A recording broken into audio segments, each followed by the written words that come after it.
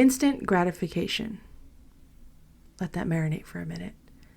Let's explore the concept of seeking immediate satisfaction and the impact it has on our lives, in particular, our careers. Transaction Care, the podcast. Welcome home to the #1 real estate show on the market. I am your host and resident care coordinator, Lillian Hernandez, but you can call me Lilly. My goal with each episode of Transaction Care is to demystify the business of real estate from my point of view and interviews from other voices within the real estate industry around the world. I'm giving you the keys. There are no gatekeepers here. Head to transactioncarepodcast.com to join my TC community and to be sure you are subscribed to Transaction Care, the podcast, so you know exactly when new episodes are released weekly. I'm going to reference one of my favorite films, Willy Wonka and the Chocolate Factory. The Gene Wilder version, not the Johnny Depp one. So, spoiler for anyone that hasn't seen this amazing film. But basically, these kids win a chance to visit the large chocolate factory and they get to meet Willy Wonka and they get to try all the sweets and treats before it even touches another store or the public. They get to see how it's made, they meet the Oompa Loompas, etc. So there are a series of lessons throughout the whole film, but this one scene in particular comes to mind as I was planning this episode, and it was the Veruca Salt scene. So if you know, you know. I'm going to break it down just a little bit, but Veruca Salt was quote unquote the bratty, very privileged character, and in her last scene she is begging and begging her dad, who can't say no to his baby girl, for a golden egg. In this particular scene she breaks into song and dance yelling, "I want it now," referencing the golden eggs, until she eventually falls down the egg scale and disappears for good. But if you watch the entire film to the very end, you learn that, with patience, discipline, care, hard work, all of that good stuff, you eventually will get the golden eggs and so much more. So much more than you can even imagine. Full spoiler alert, Charlie inherits the chocolate factory. The entire thing. I want to have this conversation not to discourage anyone from seeking instant gratification or eliminating that completely from your life. No, I think we should take risks. I think some things need to happen sooner than later, but not everything. And I want to speak from my own personal experience based on what I've been going through lately with my business and how it's been delaying a lot of what I could have been either done with or gotten in the progress of starting. I was very much in my Veruca Salt era for a moment. And I'm working on embracing my Charlie because not everything needs to happen today. In fact, I'm not even ready for the things that I am envisioning in my life. I don't want to say I'm not ready. I'm just saying that if it were to happen today, would I be able to maintain it? Would I be able to create longevity for whatever it is that I'm seeking and wanting to achieve? Because when it comes down to it, if you stay ready, you ain't got to get ready. So I'm going to stay ready. So for the life of me, I had a lot of trouble planning out the future. And that was a result of my need for instant gratification, is what I've realized in more recent time. And having that new self-awareness of myself, like, oh, the reason I wasn't finishing this particular task was because, one, I either didn't believe it was going to happen. Two, I didn't want to wait that long, knowing that, okay, let's just say I want to buy a house in 2 years. That felt so far, so long. It just didn't feel possible. But I was like, well, how can I buy a house today? How can I expedite this process today? Knowing the reality of it all is financially, is my credit good? Is my credit history good? Do I have enough for closing costs, deposit, reserves, etc., etc., etc., right? And it isn't to say that I won't ever own a house, but something as big as that it does require some thought, some discipline, and a different approach to just, let's make it happen overnight. Unless you got it like that, more power to you. But I don't yet. So I was hitting this roadblock with planning out my whole year because it was hard for me to believe it would actually happen. And I really had to sit with myself and sit in that thought and that mindset, because in reality, I'm pretty optimistic. I like to, be as positive about things. I understand that I have to accept all parts of my day, of my life, of my week, because the first part of my day could be happy. The second part could be terrible, right?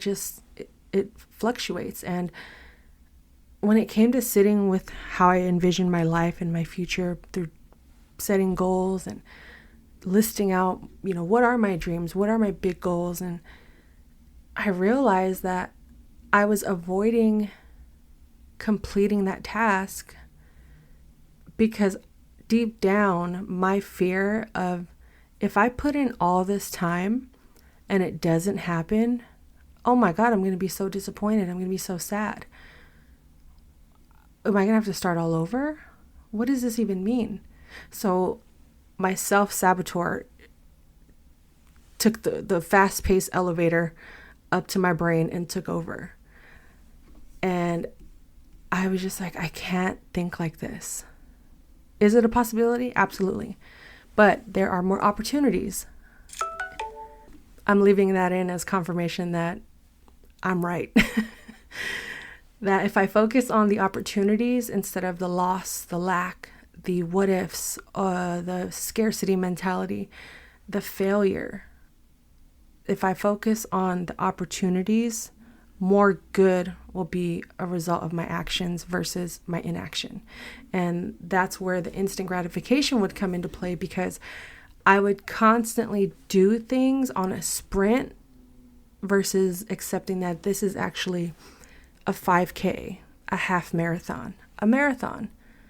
Or maybe I'm running a series of marathons, but in different cities, different terrain. And for a period, this entire year, actually, I was so deep in certain projects that everything else I just wanted to be quick and easy, because I was so exhausted from having to wait, be in the unknown, be insecure, self-loathing at times, sad, depressed, when it's like, can I just have a bunch of good things happen? And that's why I go on Instagram. That's why I go have my food delivered on Instacart or whatever apps, because it's quick and easy. It's less thinking for me, less decision fatigue. I can experience the entire world through one click of a button without hesitation. But in my real world, it was a click of a button and then a big space of, okay, I'm going to become a coach. I need to go through this certification program. That's going to be 6 months of my life. And then it's over. And I don't have any business yet. I don't have any clients yet. What went wrong? Why didn't it happen overnight? I was working with people and now I'm not. This part of the process is one that we tend to avoid. This is the space that I'm either going to give up, keep going, or just keep getting a bunch of quick spikes of adrenaline, or quick spikes of achievement, versus really sitting down and building out a full-fledged business. Because this isn't this isn't instant coaching. This is my full-time business, my full-time career. The same thing with this podcast. I was focused on 5 different projects a year ago today. And I tried my hand at all of them, and they were all failing because I wasn't giving the proper amount of time and energy into the one project. So through a lot of coaching, a lot of reflection, journaling, praying, meditation, reading. Shout out to the 12-week year. That book really, really helped me. But I realized that, okay, I have to put my ego to the side and pick one thing on this list and see how it turns out. And that's the podcast. I chose the podcast. I let go of the idea of my YouTube channel,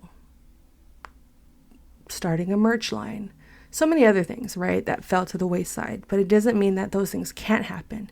But for me personally, and maybe for you as well, I had to prove to myself and build that proof of concept, that trust, not just with myself, but with the ability. I had to build the skills as well in order to tackle one major project and then allow the branches to grow from there. So that was the podcast. And then fast forward to this year, my main focus has been coaching, because now the podcast has been integrated into my lifestyle. It's second nature at this point. I've almost hit 50 episodes. I've done well over 10 interviews. I'm very proud of myself at this point in the game. And that was all due to not accepting the instant gratification of, oh, I need to get 1,000 downloads my first episode. How? When no one knows who I am. Outside of family and friends and a few people within the real estate community, I have to build trust with them as well. You know, it's going to take a few episodes. It's going to take a few weeks, maybe even a few months, maybe a couple of years. I feel like I'm still getting started with the podcast, but the fact that I've already integrated into my weekly, daily life, and it has become second nature because I didn't seek that immediate satisfaction, I'm now able to move forward with those same skills, that same mindset into whatever's coming next. But of course, I'm not perfect. No one is. I still fall into those traps of, I want it now, my Veruca Salt moments, right? And I have to constantly identify, what am I avoiding? That is my number one self-saboteur. I am a serial avoider. So anytime I want to go for that quick fix, that quick result, I have to stop and be still and embrace the pause, embrace the unknown, and go from there. And really be rational, practical, realistic with what I am facing moving forward. And if you want to know your self-saboteur, I'm going to put a link to the assessment that I did on positive intelligence. My coach recommended it to me, and it has been something about identifying, naming the things that you're unaware of, your blind spots, your insecurities. Giving it a name actually helps to take away some of that power you've given it for so many years. And knowing that I'm an avoider, I'm able to catch myself in the midst of it happening. Or if I'm too deep into the avoidance, I'm like, okay, let me go into my imaginary toolbox and see, okay, what have I not done? Have I exercised this week? Am I hydrated? Have I talked to someone I love? Do I need to dance, take a minute for a dance break, play my favorite song, pause this work I'm doing and just give myself the day off? Or maybe I need to work harder. Maybe I need to grind for this week, this month, and that's okay. I don't think that working long hours or short hours is going to hurt anyone, depending on what side of the spectrum you're on. If you're someone that grinds, learn how to pause, learn how to be still. If you're someone that's more on the chill side, have a couple days where you're just going hard on, hard. You're in it, you're focused, you're disciplined, and see what happens. I'm right now in a season of grinding. I'm working on hitting my targets that I said I was going to hit this year. And there's only about 6 or 7 weeks left in the year. That's a lot of time. I built this podcast in less than 6 weeks last year in order to get it where it is today. And this is just pure organic growth. I didn't really have a full-fledged strategy or plan. I just knew that I have to start it. And it's going to be a journey. Again, not everything has to be a sprint. Same with working out. I love sprinting, but sometimes I need to put in that whole hour of a workout. 10 sprints here and there is great, but it's okay to just go for a walk for an hour. Put the treadmill on incline. Have some resistance. Slow down the process and go from there. So With all of that said, and thank you for allowing me to share my personal journey and just giving you a taste of what's going on in my mind, I want to provide you all with some ways to combat instant gratification that involves, building habits and strategies to pretty much delay that need for the immediate rewards for more of a significant long-term benefit, if you will. So here are 3 key points to help you combat instant gratification. Get your notebook out, pause this, hit the bookmark button, rewind it, share it with a friend, share it with 10 friends actually, because the more people know about this, the more lives we can uplift and encourage on a daily basis. How does that sound? All right, let's get into it. Goal setting and prioritization. So we have to set clear goals and defining our short and long-term goals, knowing what you want to achieve provides a sense of purpose, and it really just helps you to stay focused on the bigger picture. And then begin to prioritize your tasks. Like if you have a bigger goal, break it into smaller goals. So you still get that kind of quick fix, that quick hit of like achievement, but it's geared towards it'll compound into eventually hitting that bigger goal or a variation or version of that bigger goal. And creating manageable tasks, prioritizing these tasks based on their importance and impact of your overall objectives. So finding a way to prioritize these tasks so then that way there's less chance of a lull, idle time. Because for me, I know when I'm idle, my mind just wanders. I'm not going to even hold you. The devil starts to play with my mind and I'm just having all these negative thoughts, these self-loathing thoughts. It's just not fun. And when I have my calendar open with a breakdown of all the smaller goals that I need to achieve in order to get to my bigger goal, I'm more likely to have what I consider a successful day, a winning day, versus those days where I don't have anything planned out or I just ignore my calendar altogether. Those tend to be the tougher days when I'm really just in my own head. So next, you want to work on developing patience and mindfulness. Practicing mindfulness, what is that, right? So cultivating mindfulness to become more aware of your thoughts, your emotions, and impulses. I'm an Aries. I am very impulsive. I'm aware of that. And I'm actively working on not being as impulsive. Again, I don't want to rid myself of this trait because I do feel like it can be a plus in certain elements in certain situations, but not all the time. I don't have to be 100% impulsive, right? And creating mindfulness techniques for myself, such as meditation. Meditation. I just started implementing this into my life this year. And when I say game changer, it can really just help you observe your desires without immediately acting on them, right? So if I'm struggling with making a decision, I'll set a timer. I'm at about 20 minutes of uninterrupted meditation for myself. And I set the timer to just allow myself to be present with that thought, seeking the answers, listening to my body, listening to my experience, listening to the thoughts that are surrounded and attached to that either problem or decision that I have to make. But meditation has worked wonders for me, right? Next, let's talk about delaying gratification. So training ourselves to delay the immediate rewards. So when faced with tempting options, pause and consider the potential long-term consequences. Developing patience is a skill. I want to say that again. Developing patience is a skill that can be strengthened over time. Do you agree? Is patience a skill you need to work on in your life, whether it's business, personal, wherever you are in life?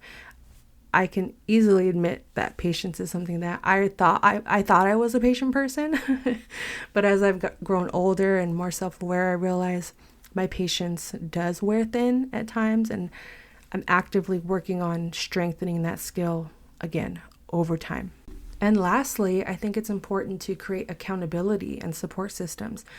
If you ever want to work one-on-one with me, I do offer paid coaching services for anyone interested in that. I am a life and success coach with a focus on building your confidence.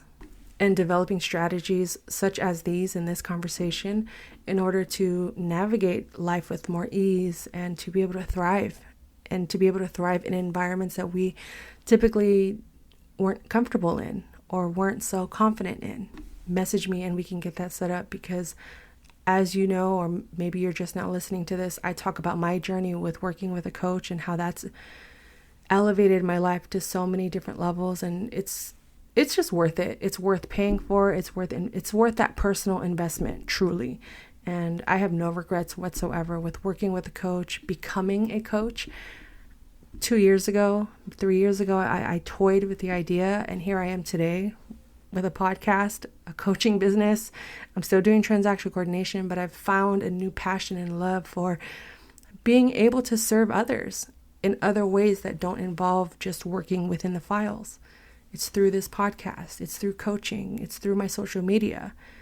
I love being able to talk to people around the world. It's amazing how in 60 seconds or less, I can pick up my phone. Well, this is an example of positive instant gratification, but I can pick up my phone, hit record, post something, and that can help someone in the world.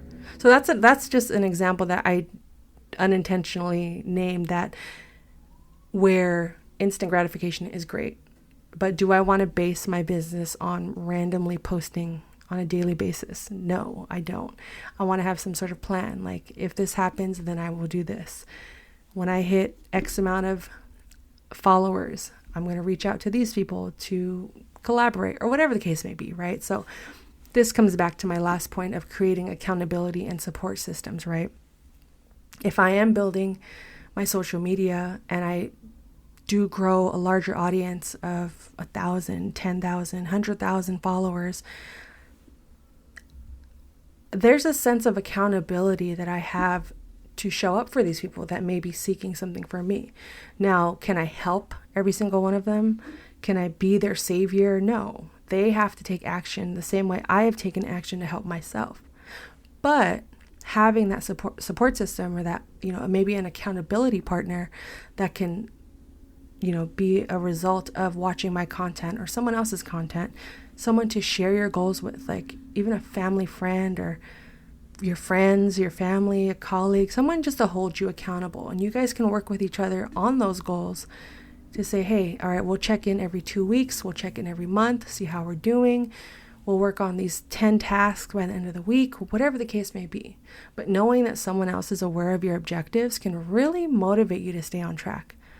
Believe me, when I share my goals, I feel that pressure, but it's a good pressure. And I embrace that pressure because I know that on the other side of me telling someone is the action and the results that I truly desire, versus just keeping it to myself, not creating that plan, not having that accountability or that support, and delaying my own results, and then eventually experiencing the bad pressure where my back is up against the wall. And now I need to get something done quickly because I said I was going to do this in a month, and then now 4 weeks has gone by, and that's where the instant gratification kicks in. All right, well, let me just do a bunch of these little things and see what happens. It happens, guys. I'm human. But lastly, building a support network, surrounding yourself with people who share similar values and goals. I'm here. This podcast is available to you. The many guests that I have interviewed, there are like-minded people in my industry that I share similar values and goals with, and I've created a network for myself that I can reach out to them for, certain tips about maybe social media or real estate, business, money, whatever the case may be. Having a supportive community can provide you with encouragement, advice, shared experiences, because believe me, when you work for yourself and you're home, working from home 7 days a week, 5 days out of the week, whatever the case may be, 8 to 12 hours a day, it gets really lonely. And sometimes you feel like, am I the only one going through this? And that's why having that supportive network, those accountability partners, you can share like, I was having a crappy day because so-and-so said this. And then sometimes when you hear someone else say, oh wow, I went through the same thing a year ago, tends to make it easier to resist the allure of like instant gratification or making rash decisions, because it just feels like you're isolated from the world. So having a community of a network of like-minded people can really help you just to combat some of that instant gratification, because this is an ongoing process that requires consistent effort and, most importantly, self-reflection. Had I not stopped to self-reflect on why I'm avoiding planning out my year and understanding like, oh, I'm scared that none of this is going to happen and that I'm going to waste my time, I'm going to waste someone else's time, or worse, I'm going to do it and not enjoy it. But that's the beauty of life, and I accept all parts of it, and developing a mindset focused on long-term rewards and implementing these strategies can really help you make more deliberate choices aligned with your goals. Your goals. So, do your best to maintain a positive outlook on life, positive mindset, and accepting and knowing that there are great opportunities on the other side of this action, of your discipline.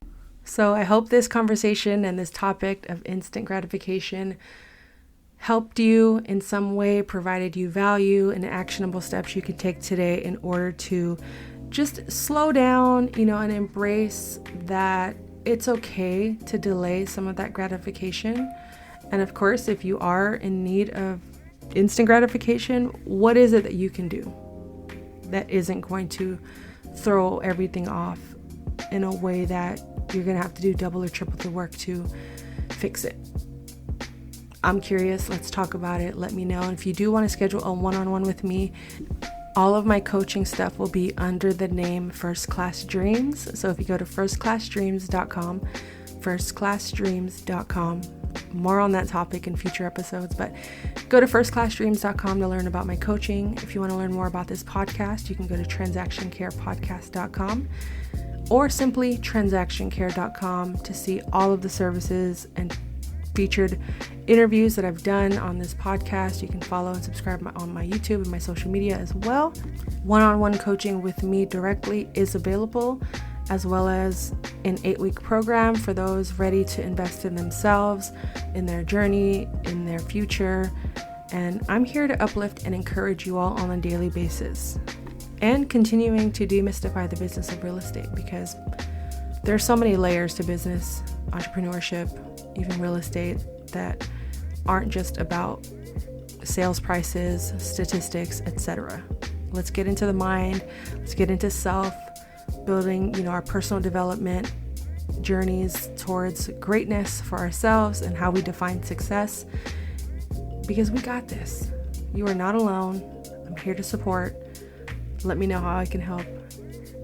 And until the next episode, my name is Lillian Hernandez, aka Lily like the flower, because we are learning and growing together. And this is the Transaction Care Podcast. I'm giving you the keys. There are no gatekeepers here. Care for yourself, care for your wealth. Your time is worth it. Let's coordinate. Talk soon.